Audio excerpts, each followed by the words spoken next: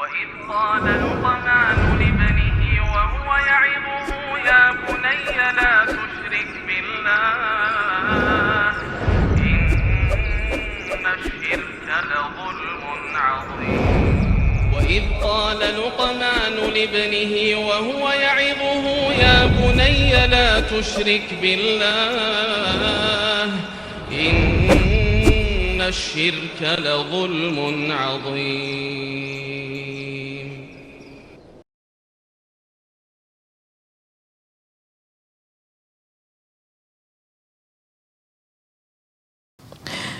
Assalamualaikum warahmatullahi wabarakatuh.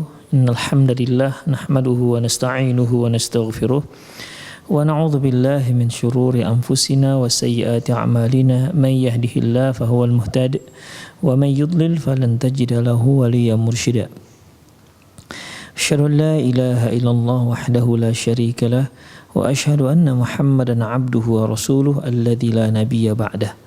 Wa qala Allah subhanahu wa ta'ala يا أيها الذين آمنوا اتقوا الله حق تقاته ولا تموتن إلا وأنتم مسلمون يا أيها الذين آمنوا اتقوا الله وقولوا قولا سديدا يصلح لكم أعمالكم ويغفر لكم ذنوبكم ومن يطع الله ورسوله فقد فاز فوزا عظيما يا أيها الناس اتقوا ربكم الذي خلقكم من نفس واحدة وخلق منها زوجها وبث منهما رجالا كثيرا ونساء واتقوا الله الذي تساءلون به والأرحام إن الله كان عليكم رقيبا أما بعد نصدق الحديث كتاب الله وخير الهدي هدي محمد صلى الله عليه وسلم وشر الأمور محدثاتها وكل محدثة بدعة وكل بدعة ضلالة وكل ضلالة في النار. Kaum muslimin, kaum muslimat, para pemirsa dimanapun Anda berada, yang mudah-mudahan senantiasa dijaga dan dirahmati oleh Allah Subhanahu wa Ta'ala. Ikhwah, kembali kita dalam program acara Fatwa Seputar Anak. Yang lalu kita bahas sudah tentang hukum menyusui anak dengan perempuan pelacur atau perempuan yang musyrik atau perempuan yang idiot, ya, ini sudah kita bahas. Demikian juga bagaimana kalau seorang ibu menderita sakit AIDS, apakah dia boleh menyusui anaknya? Ini juga sudah kita bahas. Kemudian ikhwah, a'azani Allah wa iyyakum, selanjutnya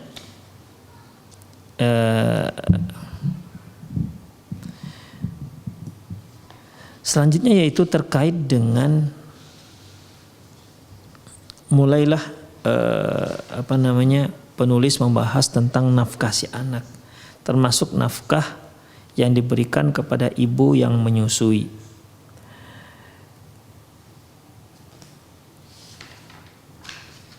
Di sini disebutkan alaman tajibu ujratur ridha.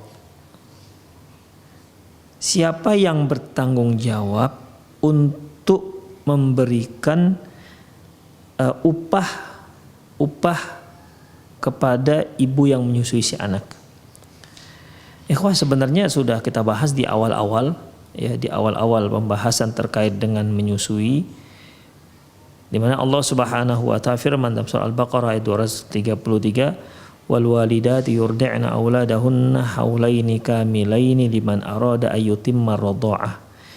Dan ibu-ibu yang menyusui anaknya, maka dia menyusui selama 2 tahun bagi siapa yang menyempurnakan susuannya. Wa 'alal mauludi lahu rizquhunna wa qissatuhunna la tukallafu nafsun illa wus'aha. Dan bagi seorang ayah, dialah yang harus memberikan nafkahnya dan pakaiannya, dan Allah tidak membebani seseorang kecuali yang sanggup dia emban. Allah tidak memberikan tanggung jawab terhadap seseorang kecuali yang sanggup dia emban. Ikhwah, dari ayat ini jelas sekali bahwasanya siapa sebenarnya sih yang bertanggung jawab untuk memberikan upah penyusuan si bayi, ya dari ayat ini jelas bahwasanya tajibu ujratul ridha 'alal ab in kana lahu ab, di mana apabila dia masih memiliki seorang ayah, maka ya ayahnya itulah yang wajib memberikan upah daripada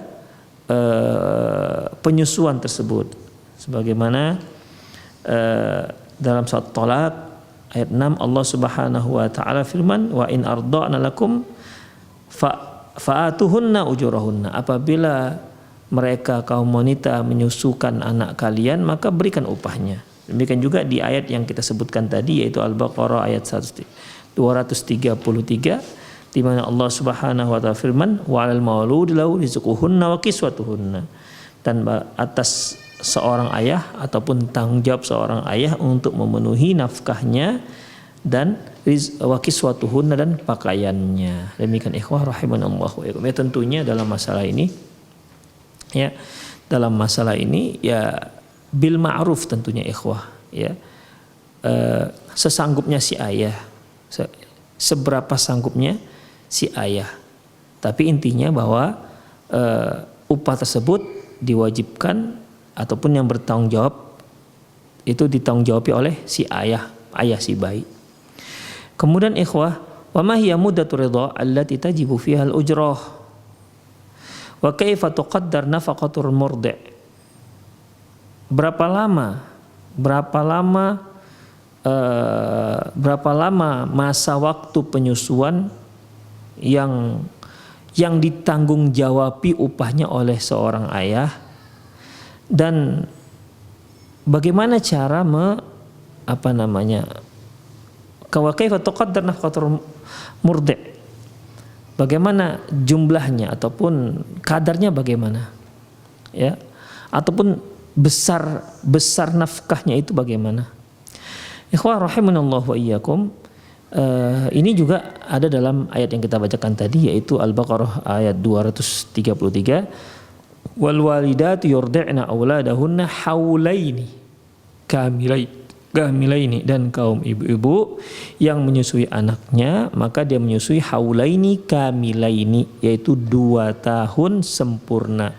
Liman arada ayyutimar radha'ah, bagi siapa yang ingin menyempurnakan penyusuan. Jadi 2 tahun itu adalah masa waktu yang paling sempurna. Lebih daripada itu tidak dikatakan lagi sempurna. Demikian ikhwah. Sebagaimana yang telah kita jelaskan bahwasanya ya di kajian yang lalu-lalu, bahwa para ulama nggak menganjurkan lagi seorang anak disusui lebih daripada 2 tahun. Jadi 2 tahun haulaini kamilain, 2 tahun sempurna. Kita juga pernah singgung mengapa Allah Subhanahu wa taala menyebutkan 2 tahun sempurna, haulaini kamilaini, pakai kalimat kamilaini, tidak cukup hanya dengan haulaini.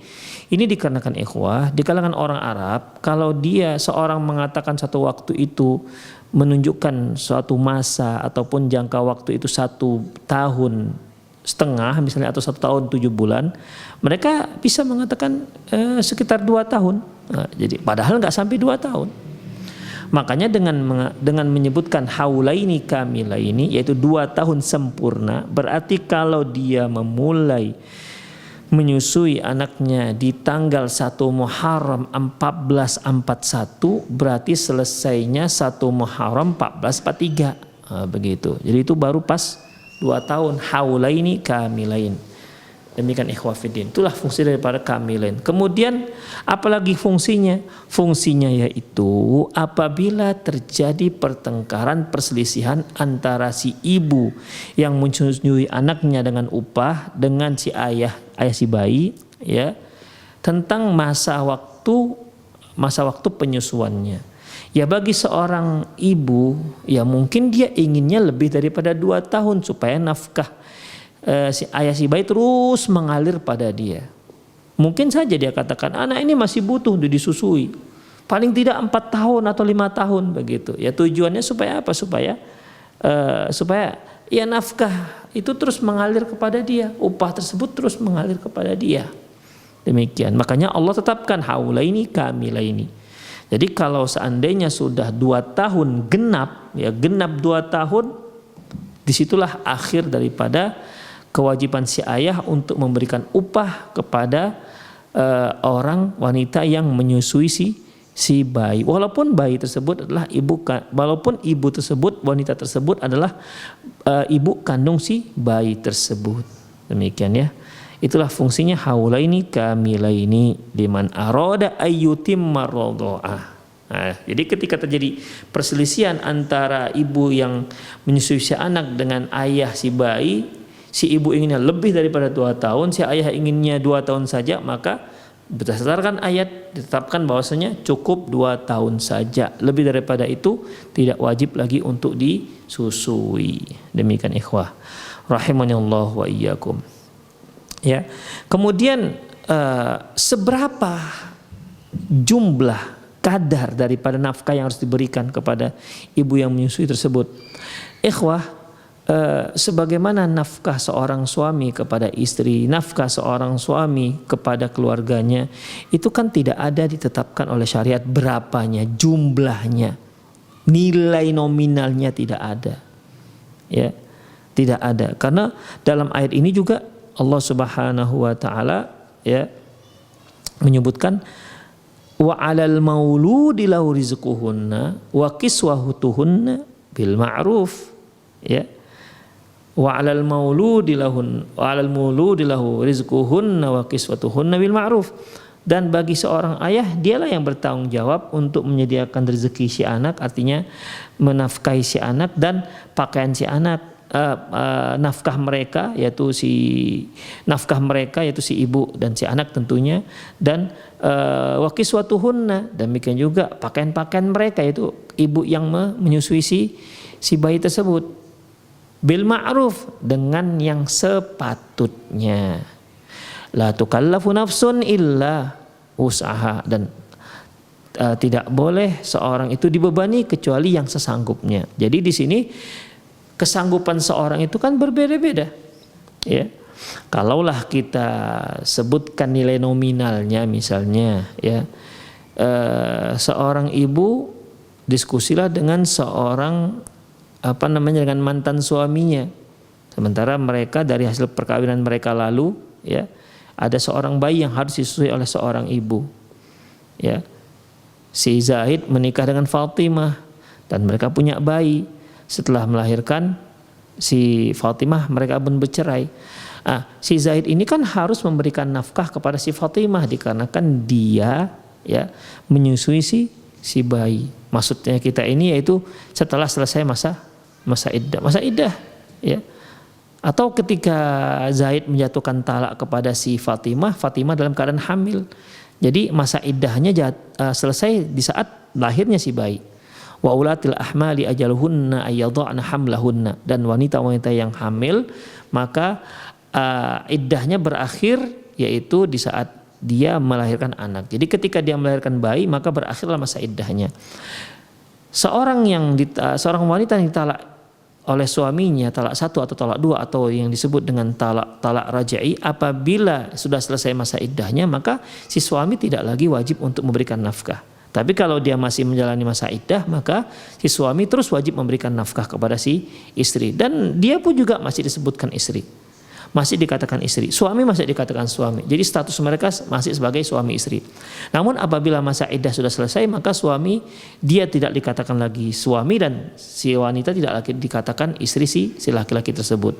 Demikian, dan tidak ada lagi nafkah. Namun kalau si wanita tersebut masih Fatimah lah kita katakan tadi, dia menyusui si bayi, ya, bayi si Zaid tadi tentunya, ya, hasil pernikahan mereka tadi yang sudah berakhir, ya, dia masih berhak untuk mendapatkan nafkah itu, ya, dia masih berhak. Kenapa?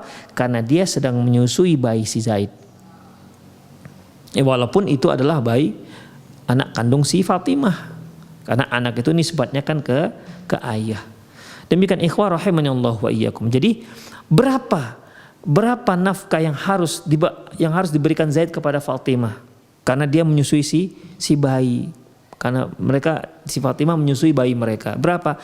Mengenai jumlahnya, ya, ya bermusyawarahlah berapa sepatutnya, berapa sanggupnya. Demikian ikhwah. Kalau Zaid mengatakan kepada mantan istrinya Fatimah, saya hanya sanggup 2 juta, gimana? Kalau Fatimah bilang, enggak 3 juta, enggak sanggup saya hanya sanggup 2 juta. Itu pun udah sangat diusaha-usahakan. Demikian. Maka ya harus diterima oleh Fatimah. Karena la tukallafu nafsun illa wus'aha. Seorang itu tidak boleh dibebani kecuali yang sanggup. Makanya ikhwah, kesanggupan ini ya tergantung.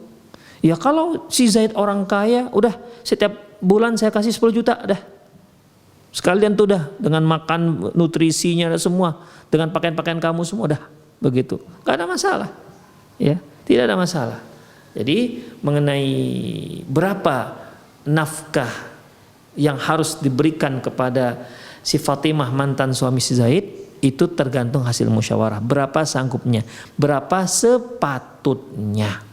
Ya, tidak ada ketetapan dalam syariat. Allah Subhanahu wa taala juga berfirman, liyunfiq dzu sa'atin min sa'atih. Hendaklah seorang itu memberikan nafkah, ya, nafkahnya kepada keluarganya, dzu sa'atin min sa'atih, sesuai dengan kesanggupannya. Kemudian wa man qudira 'alaihi rizquhu, wa man qudira 'alaihi rizquhu, barang siapa yang memang Allah takdirkan, Allah sempitkan rezekinya, falyunfiq mimma atahu. Hendaklah dia memberikan sesuai dengan kesanggupan yang dia berikan. Jadi bukan berarti dia abaikan begitu saja, enggak. Dia tetap wajib memberikan nafkah tersebut kepada mantan istrinya yang sedang menyusui anaknya. Demikian. Enggak bisa dia abaikan begitu saja. Ya, dia tetap wajib menafkahi si anak. Karena si anak ini masih menyusui, berarti dia harus memberikan nafkah kepada ibunya. Karena air susu itu dari ibunya. Beda halnya kalau seandainya si anak gak menyusui lagi, maka kebutuhan si anak lah yang harus dia penuhi, bukan kebutuhan si mantan istri si Fatimah tadi. Demikian. Jadi berapa uang sekolahnya, berapa uang makannya. Ya, jadi hanya makan si anak, bukan makan si ibunya si anak. Demikian ikhwah rahimanallahu wa iyyakum. Wa man qudira 'alaihi rizquhu falyunfiq mimma atahu Allah. Barang siapa yang memang Allah sempitkan rezekinya, falyunfiq mimma atahullah, taklah dia berikan sesuai dengan kemampuan yang Allah berikan kepadanya, sesuai dengan apa yang Allah anugerahkan kepada si suami. Demikian ikhwah. Jadi intinya bahwa ya, seorang suami apabila dia sudah bercerai dengan istrinya, kemudian si anak bersama si istri, bersama mantan istri, ketahuilah bahwasanya itu suami tetap wajib menafkahi si anak. Jangan dikira selesai urusannya. Ya udahlah, kalau kamu ikut ibumu, ya bapak nggak mau tanggung jawab. Nggak bisa seperti itu ikhwah. Yang namanya tanggung jawab, yang namanya nafkah tetap wajib atas seorang suami, walaupun si anak dia ikut bersama ibunya. Demikian. Jadi semua kebutuhan dia, sandang, pangan, papan, itu harus dipenuhi oleh sang suami, oleh sang bapak. Demikian. Boleh putus dengan ibunya, tapi anak kan nggak bisa putus. Ya, anak nggak bisa putus. Ya, karena kita sayangkan ikhwah, banyak mereka yang bercerai, kemudian anak mereka bagi, anaknya 4, 2 untuk istrinya, 2 lagi untuk si suami. Jadi mereka bagi 2 dalam memberikan anaknya, mereka bagi 2 dibawa istri, 2 dibawa suami. Demikian. Permasalahannya walaupun 2 yang dibawa istri ini tetap itu wajib dinafkahi oleh sang suami, mantan suami. Demikian, nggak bisa diabaikan. Ya sudah, karena kamu 2 kamu minta, ya sudah. Itu kamu tanggung jawab sendiri ya dek, begitu. Abang nggak mau tahu lagi. Oh, nggak bisa seperti itu ikhwah. Ya, nggak bisa seperti itu. Makanya ikhwah, pernah saya singgung bahwasanya apabila seorang suami dan istri mereka bercerai, masing-masing bawa anak, bagi-bagilah tuh anak. Jangan sekali-sekali si suami memprovokatori anaknya untuk mendurhakai ibunya. Dan si ibu nggak boleh juga memprovokatori anaknya supaya dia membenci ayahnya. Nggak dibolehkan, haram hukumnya. Ajari mereka berbakti kepada kedua orang tuanya. Walaupun si anak bersama ibunya, tapi dia wajib berbakti kepada ayahnya. Walaupun si anak bersama ayahnya, tapi dia wajib berbakti kepada si ibu. Demikian. Ibu dengan ayah bisa pisah, tapi yang namanya anak nggak bisa pisah. Anak nggak bisa pisah dengan ayah nggak bisa dipisah dengan ibu. Demikian ikhwah. Termasuk ini. Ya, jadi kalau si anak ini bersama ibunya disusui, maka si suami wajib, mantan suaminya wajib untuk memberikan nafkah kepada si ibu yang menyusui si anak. Demikian ikhwah rahimahullah wa iyyakum.